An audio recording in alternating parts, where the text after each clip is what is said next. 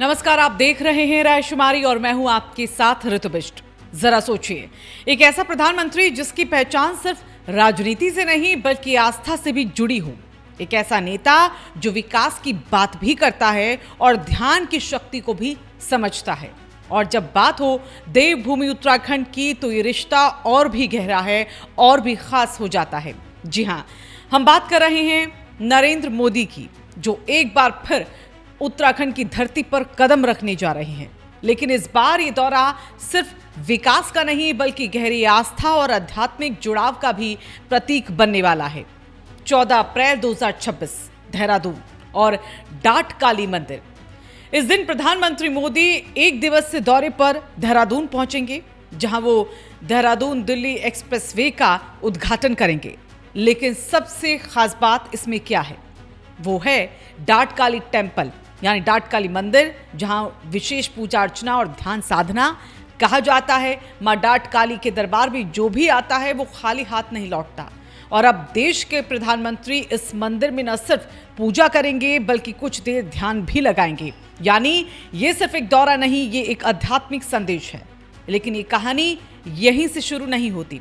अगर हम पीछे जाएं तो ये देखेंगे कि प्रधानमंत्री मोदी का उत्तराखंड से जो रिश्ता है वो आज का नहीं बल्कि सालों पुराना है। सबसे पहले नाम आता है केदारनाथ मंदिर का। 2013 की भीषण आपदा, जब केदारनाथ पूरी तरह से तबाह हुआ, चारों तरफ तबाही, निराशा और खामोशी।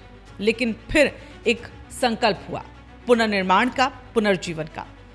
2014 में प्रधानमंत्री बनने के बाद नरेंद्र मोदी कई बार केदारनाथ पहुंचे। उन्होंने सिर्फ बाबा केदार के यहाँ दर्शन नहीं किए बल्कि हर ईंट, हर रास्ते, हर सुविधा पर नजर भी रखी। आज केदारनाथ सिर्फ एक तीर्थ नहीं बल्कि आस्था और आधुनिकता का संगम बन चुका है। और आपको याद होगी वो तस्वीर जब पीएम मोदी गुफा में ध्यान लगा रहे थे। वो तस्वीर सिर्फ भारत में ही नहीं बल्कि पूरी दुनिया में वायरल हुई। आज विदेशी श्रद्धालु भी उसी गुफा में ध्यान लगाने पहुंच रहे हैं। अब चलिए बात करते हैं कुमाऊं की, जहां स्थित है आदि कैलाश, जिसे छोटा कैलाश भी कहा जाता है। भगवान शिव का पवित्र निवास। 12 अक्टूबर 2023 जब प्रधानमंत्री मोदी यहां पर पहुंचे, उन्होंने सिर्फ यहां पर पूजा नहीं की बल्कि इस क्षेत्र की संस्कृति को, परंपराओं और लोगों को करीब से जाना, करीब से समझा। और उसके बाद क्या हुआ, आदि कैलाश जो कभी दूर दराज का इलाका माना जाता था, आज वो राष्ट्रीय और अंतर्राष्ट्रीय स्तर पर अपनी पहचान बना चुका है। सड़कें बेहतर हुई, संचार सुविधाएं बढ़ी और सबसे बड़ी बात, स्थानीय लोगों को रोजगार के नए अवसर भी मिले। अब चलते हैं उत्तरकाशी की ओर, मुखवा गांव। मुखवा गांव ये वही गांव है जहां सर्दियों में मां गंगा की पूजा होती है। 6 मार्च 2025 जब प्रधानमंत्री मोदी यहां पहुंचे, उन्होंने पारंपरिक रीति रिवाजों के साथ यहां पर पूजा अर्चना की, स्थानीय लोगों से बातचीत भी की और उसी मंच से एक बड़ा संदेश भी दिया, उत्तराखंड को वेडिंग डेस्टिनेशन हब बनाने का। यानी आस्था के साथ साथ ही आर्थिक विकास की नई दिशा भी।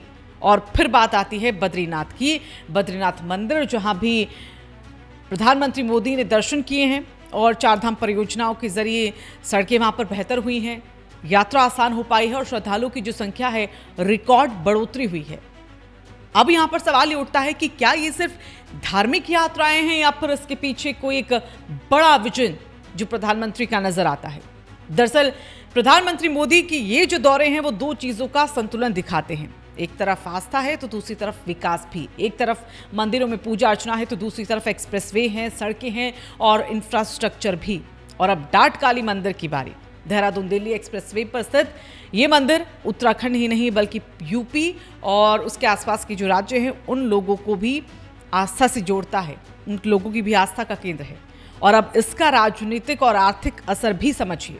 बीजेपी नेताओं का मानना है कि पीएम मोदी के इन दौरों से धार्मिक पर्यटन में जबरदस्त बढ़ोतरी हुई है। होटल की बात करें, ट्रांसपोर्ट की बात करें या लोकल बिजनेस की बात करें तो सभी को फायदा मिला और उत्तराखंड की जो अर्थव्यवस्था है उसको एक नई मजबूती भी मिल पाई है। तो आखिर में निष्कर्ष क्या है, केदारनाथ से लेकर आदि कैलाश, मुखवा गांव से लेकर डाट काली मंदिर तक प्रधानमंत्री मोदी की हर यात्रा ये यहां पर साबित कर देती है कि रिश्ता सिर्फ राजनीति का नहीं है बल्कि आस्था से भी जुड़ा हुआ है, संस्कृति से भी जुड़ा हुआ है। जब भी प्रधानमंत्री मोदी उत्तराखंड आते हैं तो वो सिर्फ एक दौरा नहीं करते हैं बल्कि वो एक संदेश भी देते हैं। देवभूमि सिर्फ पर्यटन नहीं है बल्कि पूरी दुनिया के लिए एक आस्था का महत्वपूर्ण केंद्र भी है।